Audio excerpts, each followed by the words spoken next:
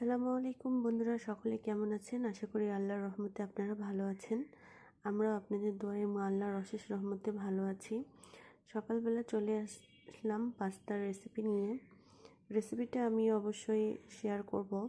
তার আগে বলে নিই, আমি অল্প উপকরণ দিয়ে পাস্তাটা তৈরি করছি, কারণ ছোটোবেলা থেকে আমি আমার মেয়েকে সিম্পলভাবে খাওয়ানোর চেষ্টা করি।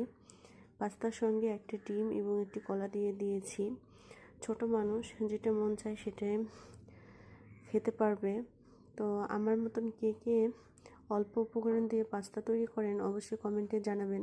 তো ভালো থাকবেন, সুস্থ থাকবেন। আল্লাহ হাফেজ।